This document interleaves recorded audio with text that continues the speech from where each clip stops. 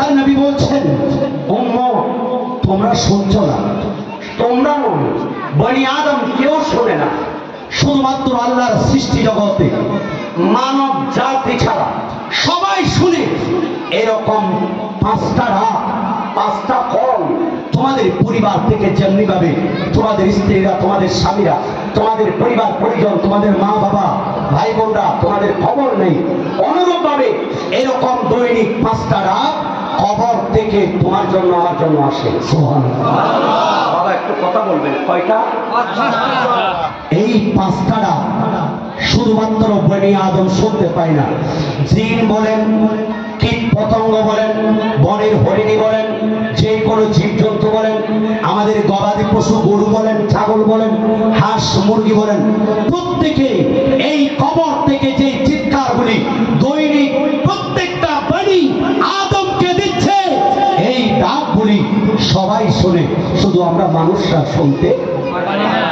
আমি আল্লাহুম্মা সাল্লি আলা সাইয়্যিদিনা মুহাম্মদ।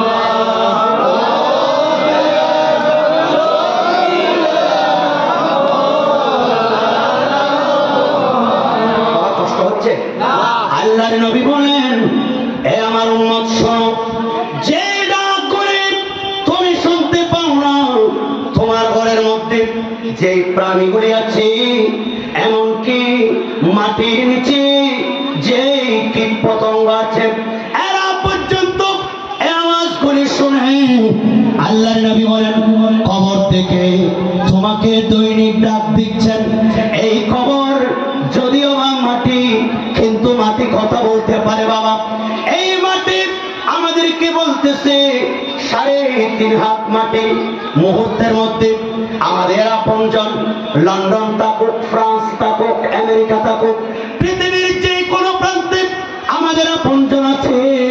মুহূর্তের মধ্যে আমরা ভিডিও কলে কথা বলতে পারি, এই মোবাইল এবং ইউটিউব, আমরা বিভিন্ন ধরনের সোশ্যাল মিডিয়ার মাধ্যমে আমাদের আত্মীয় স্বজনের খবর নিতে পারি। বাবা, আপনার বাবা, আপনার মা আজকে কবরে গেছেন 60 বছর 70 বছর, কিন্তু একটা বারও কি মন চাই না আমার বাবা আপনি 3.5 হাত মাটির নিচে কি আছেন? বাবারা, পৃথিবীর মধ্যে এমন কোন প্রযুক্তি নাই যে 3.5 হাত মাটির নিচের সংবাদ কেউ বলতে পারবে। একমাত্র যার জন্য মাহফিল করছেন, যার জন্য আরামের ঘুমকে হারাম করছেন, যার জন্য এই খোলা ময়দানে বসে বসে রাত কাটাচ্ছেন, সেই নবী আমরা উম্মতদেরকে সতর্ক করছেন, এই উম্মত শোনো, এই 3 হাত মাটির নিচ থেকে 3.5 হাত মাটির নিচ থেকে তোমাদেরকে রাখছে। আনা বাইতুল ওয়াহাদাতি, আনা বাইতুল ওয়াহাদাতি, আনা বাইতুল ওয়াহাদাতি ফাজআলনি মুনিসি কিরাতাল কুরআন। আমি এমন একটা ঘর, যেই ঘরের মধ্যে আসতে হবে তোমাকে সিঙ্গেল, কেউ তোমার সাথে আসতে পারবে না, তোমাকে একাই আসতে হবে। সেজন্য তুমি একজনকে সঙ্গে নিয়ে আসতে পারো। ইয়া রাসূলুল্লাহ, কাকে নিব?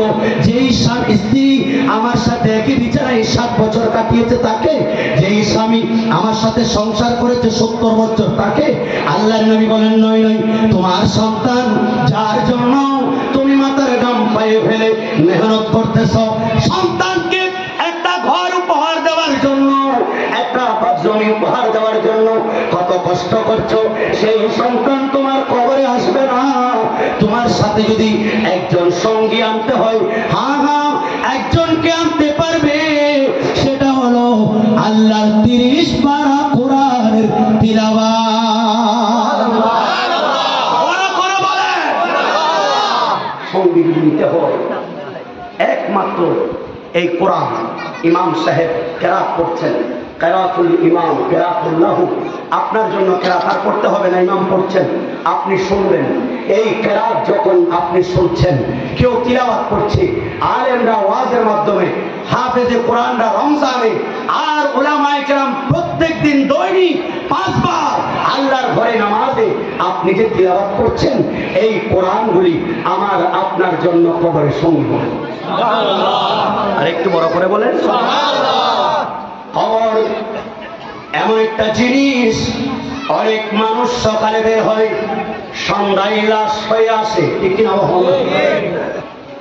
এক সেকেন্ডের কোনো ভরসা নেই, কেউ বলতে পারবে না সেই যে কোনো ধরনের হোক, একমাত্র স্বীকার করতে হবে মৃত্যু জন্মিলে মৃত্যু বরণ করতে হবে। একজন এই মাটি হঠাৎ করে আপনি দেখতে পারবেন আমাদের লাশ যখন যখন কবজ হবে, এমন সময় আল্লাহ নবী রহমতুল্লাহ আলামিন বলছেন গদিউল গারকাত, এই জায়গার মধ্যে বসে বসে একটা জানাজাতে অংশগ্রহণ করলেন আল্লাহর নবী। এবার সাহাবায়ে কেরামদেরকে নিয়ে ভাবে বসলেন, দীর্ঘক্ষণ আল্লাহর নবী নিচের দিকে তাকিয়ে রইলেন, সাহাবায়ে কেরাম নিচের দিকে তাকিয়ে রইলেন।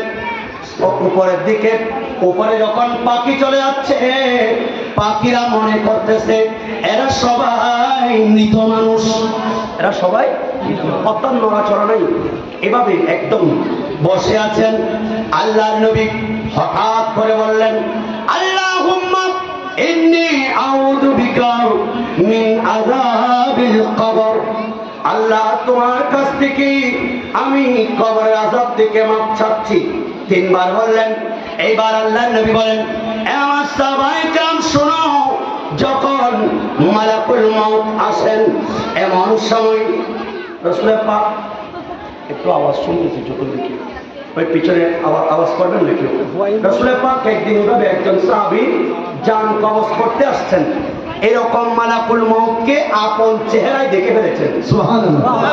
নাযারা রাসূলুল্লাহি, সবাই পড়েন সাল্লাল্লাহু আলাইহি ওয়াসাল্লাম, ইলা মালাকিল মউতি আলাইহিস সালাতু ওয়াস সালাম। হযরত আজরাইল আলাইহিস সালাতু ওয়াস সালাম যখন জান কবজ করতে আসতেন, আল্লাহর নবী বলেন ইয়া আজরাইলু ইরফিক বিসাহিবি, এই আমার বন্ধু, তার উপর তুমি জান কবজ করার সময় একটু দয়া করো, একটু দয়া করো। দেখেন আজকে মাহফিল কত বড় আমাদের জন্য উপকার, দেখেন নবী আমাদের জন্য দোয়া করতেছেন। এ মালাকুল মউত, তুমি একটু তার প্রতি দোয়া করো, আমি সাক্ষ্য দিচ্ছি সে আমার সাহাবী। সুবহানাল্লাহ। জিবরিল বলছে, আজরাইল বলছেন নবী গো, এই নয় কিয়ামত পর্যন্ত যারা আপনার বন্ধু, যারা আপনার দলে থাকবে, আপনি চিন্তিত হবেন না, আপনার চক্ষুকে ঠান্ডা করুন, আপনার কলবকে ঠান্ডা করুন। আমি কথা দিচ্ছি ফাইন্নী বিকুল্লি মুমিনিন রাফিক, আমি প্রত্যেক মুমিনের বন্ধু। আরেকটু বড় করে বলেন নবী বাবা নবীর জন্য কাঁদেন নাই, আমাদেরকে জন্য কেঁদেছেন। সুবহানাল্লাহ বলেন। আরেকটু বড় করে বলেন। যেদিন দুনিয়াতে আসছেন আম্মা যারা আমেনা বলছেন, আমি দেখতে পাচ্ছি আমার সন্তান এমন ভাবে সাজদায় পড়ে আছে, দুই আঙ্গুল উপরের দিকে আল্লাহর দরবারে ফরিয়াদ করছে আল্লাহুম্মা ইগফির লি উম্মতি। শুধু তাই নয়, যেই দিন রাসূল পাক সাল্লাল্লাহু আলাইহি সাল্লাম 63 বছর জিন্দেগিতে কোনদিন নিজের জন্য নয়, আল্লাহর নবীর উম্মতের জন্য বলেছেন আল্লাহ আমার উম্মতের গুনাহ মাফ করে দাও। শুধু তাই নয়, যেদিন চলে যাচ্ছেন মালাকুল মউত বলেন খবরদার, আমার সাথে যতক্ষণ আমার রবের সাথে ওয়াদা না হয়, আমার উম্মতের জিম্মা যতক্ষণ আল্লাহ নেবেন না, ততক্ষণ পর্যন্ত তুমি জান কবজ করার আমি তোমাকে পারমিশন দিব না। আর আল্লাহর নবীর এই উম্মতের জিম্মা স্বয়ং রব্বুল আলামিন নিয়ে দিয়েছেন, তখন আল্লাহর নবীর জান মুবারক, রূহ মুবারক কবজ হয়েছে।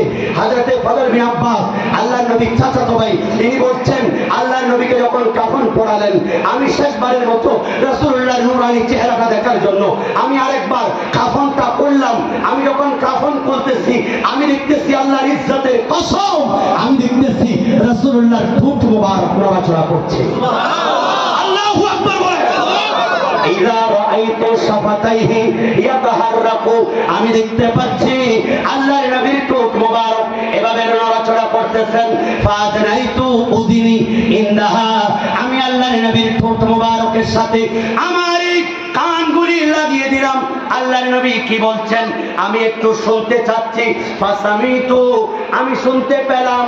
ওয়া হুয়া ইয়াকুল, আল্লাহর নবী বলছেন আল্লাহুম্মা ইগফির লি উম্মতি, আল্লাহুম্মা ইগফির লি উম্মতি, আল্লাহুম্মা ইগফির লি উম্মতি। আল্লাহ তুমি আমার নবী, আমি নবীর উম্মতের গুনাহ মাফ করে দাও। ইন্তেকালের পরেও কথা বলতে পারে, এই আকীদা আমাদের আছে কিনা? শুধু নবী নয়, নবী একজন সাহাবী, ওই উলামায়ে কেরাম জানেন না, নাম রবি ইবনে হেরাস। ওরা দুজন আছেন, দুই ভাই, রবি ইবনে হেরাস, রিবি ইবনে হেরাস। রবি ইবনে হেরাস আল্লাহর নবী সাহাবী, উনি বলছেন আমি যতক্ষণ পর্যন্ত জান্নাতে আমার স্থান দেখবো না, আমি এতক্ষণ হাসবো না। সুবহানাল্লাহ। উনি হাসেন নাই, এত চেষ্টা করেছেন, হাসেন নাই, কিন্তু যেদিন ইন্তেকাল করলেন, কাফন পড়াইলেন, এভাবে জানাজার নামাজে নিয়ে যাচ্ছেন, হঠাৎ করে আপন হাত মুবারকগুলি দিয়ে লাল কাপড়গুলি সরিয়ে এবার খাটের উপর বসে গেলেন। আরেকটু বলবেন না? উনি বলছেন আপনি তো মারা গেছেন। হ্যাঁ আমি মারা গিয়েছি, তবে আমি ওয়াদা করেছি আল্লাহ যতক্ষণ আমাকে জান্নাতে আমার স্থান দেখাবে না, ততক্ষণ পর্যন্ত আমি আর হাসবো না। আর আমার ইন্তেকালের পরে আল্লাহ আমার সেই স্থানটা দেখিয়ে দিলেন, সেই জন্য আমি হাসছি। আরে আপনারা তো গাজী দিন মিল্লাত ইমাম শের বাংলার কথা শোনেন নাই কখনো? ইমাম শের বাংলাকে চিনেন? 8 ঘন্টা হাসপাতালে লাশটি ছিলেন শুয়ে, খাটের উপর লাশটি হঠাৎ গেল দাঁড়িয়ে।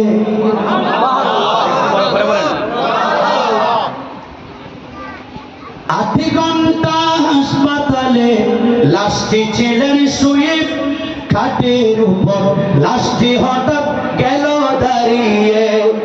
আল্লাহু আকবার বলে নারা ধরেছে, সবাই বলে শেরে বাংলা জিন্দা হয়েছে।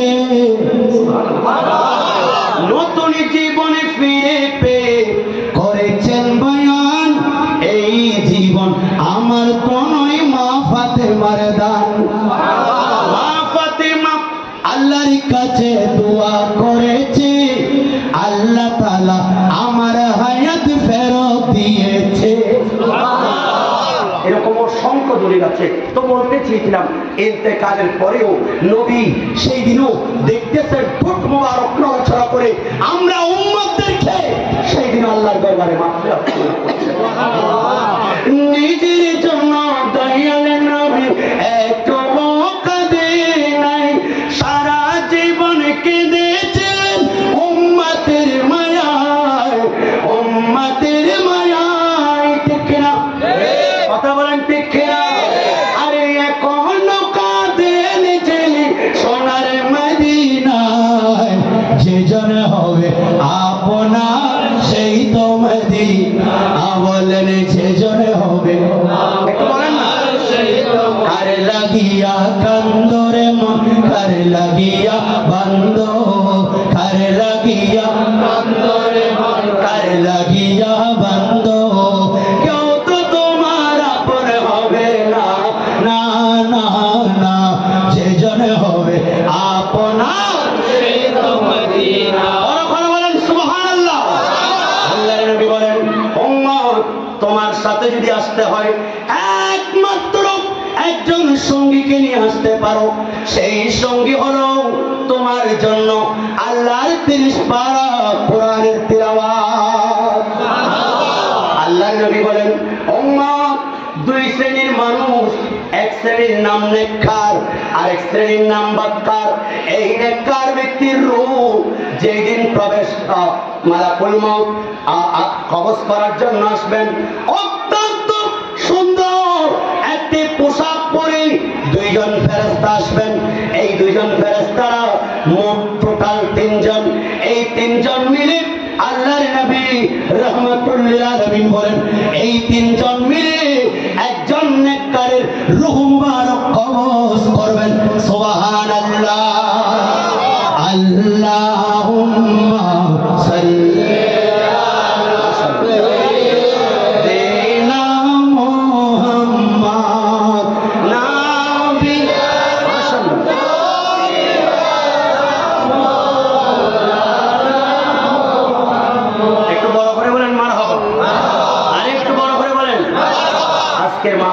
চিফ গেস্ট, প্রধান অতিথি, আমার অতীব শ্রদ্ধেয় বিশিষ্ট রাজনীতিবিদ, বিশিষ্ট সমাজ সেবক, আপনাদের সন্তান, আপনাদের আপনজন, আমার অতীব শ্রদ্ধেয় জনাব মোহাম্মদ রুস্তম আলী চৌধুরী সাহেব, জিদা হায়াতুহু ওয়া শরফুহু ওয়া ইজ্জতুহু, আল্লাহ ওনার আগমনকে কবুল করুন। বড় করে বলেন আল্লাহুম্মা সাল্লি আলা সাইয়্যিদিনা মুহাম্মদ নাবিয়ানা শাফিয়ানা দয়াল নবী, মায়ার নবী, প্যারা নবী, মদিনায় সোনার চেয়ে দামি রে ভাই, মদিনার ধুলি কোনায়। আল্লাহুম্মা সাল্লি আলা সাইয়্যিদিনা মুহাম্মদ নাবিয়ানা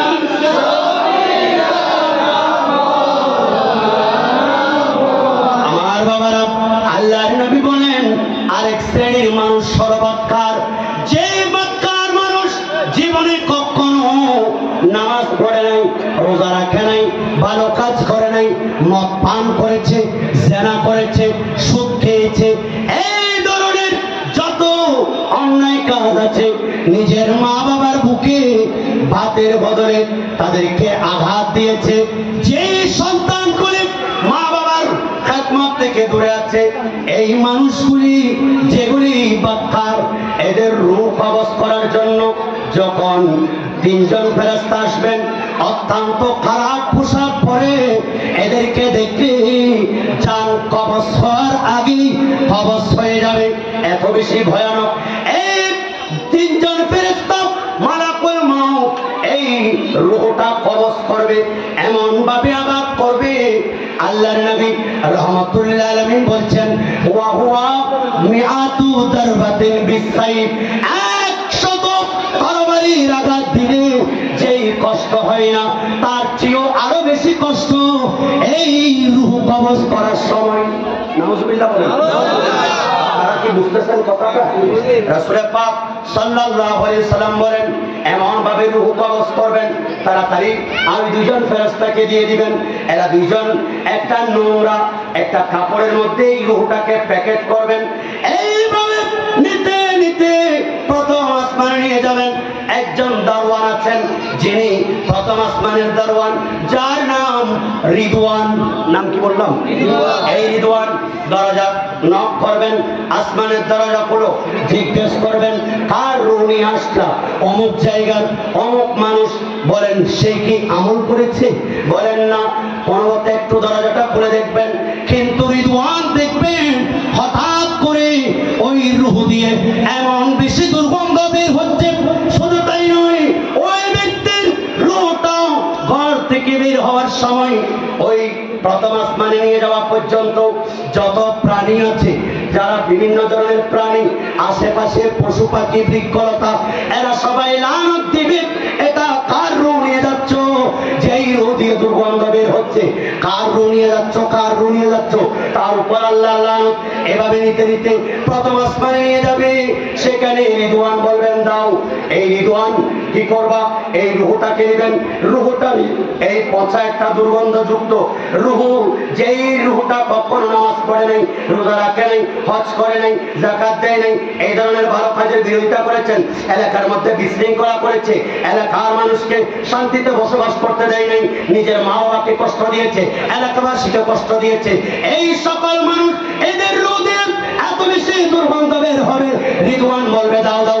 এমন ভাবে জমিনে নিক্ষেপ করবে, দুটো কুকুর একটা গোশতের টুকরো পেলে যেমনি ভাবে একবার এর কাছ থেকে আরেকজন, আরেকজনের কাছ থেকে আরেকজন, এক জায়গা থেকে আরেক জায়গায় নিয়ে যায়, ঠিক তেমনি ভাবে ওই বক্কার ব্যক্তির রূহ দিয়ে দুর্গন্ধ বের হলে একজন ফেরেশতাও এই রূহ রাখবে না, এই রূহটা সবাই ছুঁড়ে মারবে। নাউজুবিল্লাহ। চোখেরই পলকে তুমি হতে পারো লাশ, চিরতরে বন্ধ হবে তোমার বিশ্বাস, ঠিক কিনা বলেন? কথা বলেন ঠিক কিনা?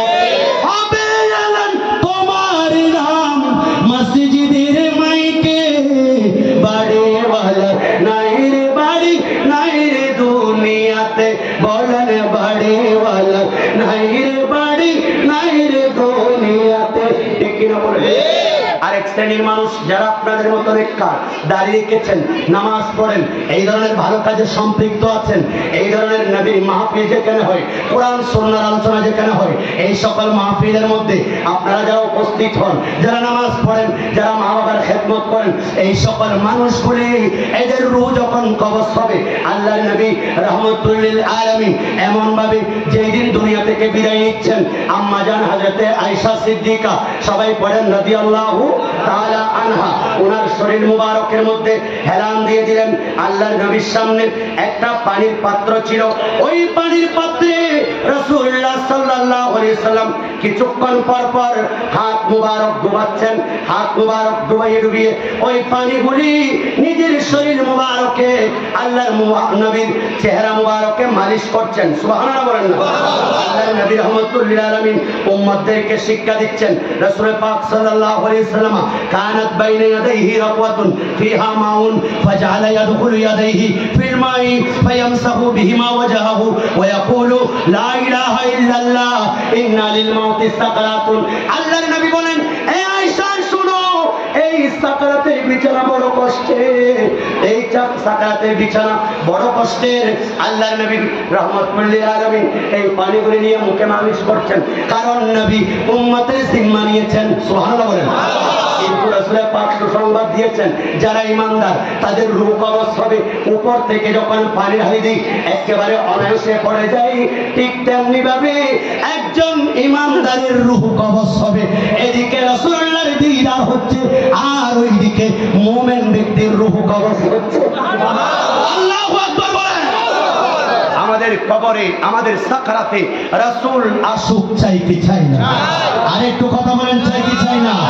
দুনিয়াতে রাসূল পাক, দুনিয়াতে রাসূল পাক দেখলে কেমন হতো, জন্ম আমার নবীর ঘোষে হলে কেমন হতো, মৃত্যু আমার নবীর যুগে হলে কেমন হতো। বলেন দুনিয়াতে রাসূল পাক দেখিলে কেমন হতো, জন্ম আমার নবীর যুগে হলে কেমন হতো, ও জন্ম আমার নবীর যুগে হলে কেমন হতো। দিনের পথে কত সাহাবা পেয়েছেন শহীদি মরণ, তাদের সাথে হতাম আমরাও একজন। নবীর হাত মোবারকে দাফন কাফন পেলে কেমন হতো, ও জন্ম আমার নবীর যুগে পেলে কেমন হতো, দুনিয়াতে রাসূল পাক দেখলে কেমন হতো, জন্ম আমার নবীর যুগে হলে। আপনাদের কি কষ্ট হচ্ছে? কথা বলেন। বলতে চেয়েছিলাম, আল্লাহর নবী বলেন এই রূহটাই ইমানদারের রূহ, কবজ হবে। আল্লাহ দোয়া শিখিয়ে দিচ্ছেন, সাবধান, ইমাম কুরতুবী নোট করেছেন। এই সাকারাতের বিছানায় দুজন শয়তান আসে। কয়জন? কথা বলেন। একজন বলবে, বাবা আমি তোমার মা এসেছি মায়ের সুরত নিয়ে। আরেকজন বলবে, বাবার সুরত নিয়ে আমি তোমার বাবা এসেছি।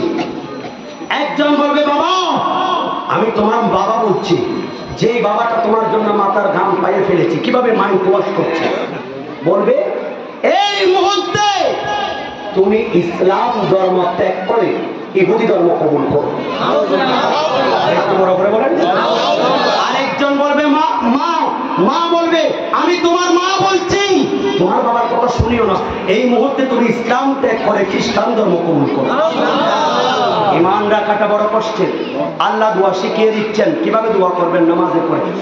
বিসমিল্লাহির রাহমানির রাহিম। রব্বানা লা তুযিগ কুলুবানা বা'দা ইয হাদাইতানা ওয়া হাব লানা মিন লাদুনকা রাহমা ইন্নাকা আনতাল ওয়াহ্হাব। সুবহানাল্লাহ। আল্লাহর কাছে দোয়া করো, আল্লাহ আমাদের কলবকে পরিবর্তন করবেন না। আমরা তো ঈমানদার ছিলাম, আমরা তো মুসলমান ছিলাম, আমরা তো নবীর প্রেমিক ছিলাম। এই কঠিন সময়ে আমাদের কলবকে আপনি পরিবর্তন করবেন না। আমরা যেভাবে ইসলামের উপর ছিলাম, আহলে সুন্নাত ওয়াল জামাতের উপর ছিলাম, ঠিক তেমনি ভাবে আমাদের কেউ অবস্থা এরকম। আল্লাহ তোমার পক্ষ থেকে একজনকে আল্লাহ আমাদের জন্য ওয়াহাব লানা মিন লাদুনকা, আল্লাহ তোমার পক্ষ থেকে একজন সাহায্যকারী পাঠান। ওই সাহায্যকারী আমাদেরকে সাহায্য করবে। এই আয়াতের ব্যাখ্যায় মুফাসসিরিন کرام বলছেন হয়তো আল্লাহ রাব্বুল আলামিন অনেক ঈমানদার যারা রাসূল পাকের উপর মহব্বতে দরুদ শরীফ পড়েন, জুমার রাতে দরুদ শরীফ পড়েন, জুমার দিন বেশি বেশি দরুদ শরীফ পড়েন, মাহফিলে দরুদ শরীফ পড়েন, সব সময় দরুদ শরীফ পড়েন, হয়তো আল্লাহ রাব্বুল আলামিন সেখানে নবীজিকে তাশরীফ আনাবেন। সুবহানাল্লাহ। অনেকেই বলেছেন তোমরা সরে যাও, আমি রাসূল পাকের খুশবু পাচ্ছি, ঠিক কিনা বলেন না? আর অথবা আপন আপন পীর ও মুর্শিদকে আল্লাহ আসার সেখানে পারমিশন দিবেন। সুবহানাল্লাহ। এরা যখন আসবে ঈমান মুখ দিয়ে চলে আসবে। সুবহানাল্লাহ। কালিমা আসবে। আল্লাহর নবী বলেন এই ঈমানদারের রূহ কবজ হবে, এদিকে রাসূল পাকের দিদার হচ্ছে, আর ওইদিকে ঈমানদারের জান্নাতের মধ্যে তার নিয়ামত গুলি দেখতেছেন। আর এইভাবে দেখতে দেখতে হঠাৎ করে দেখা যাবে তার রূহ কবজ হয়ে গেছে, এমন ভাবে মিশক আম্বরের চাইতে খুশবু বের হচ্ছে। আল্লাহু আকবার বলে কি বের হচ্ছে বাবা? রূহ মুবারক দিয়ে খুশবু বের হচ্ছে, মিশক আম্বরের চাইতে খুশবু। দুনিয়াবি কোনো সেন্ট নয়, আতর নয়, আজকে রূহ দিয়ে খুশবু বের হচ্ছে। যতগুলি প্রাণী দেখে এরা সবাই জিজ্ঞেস করবেন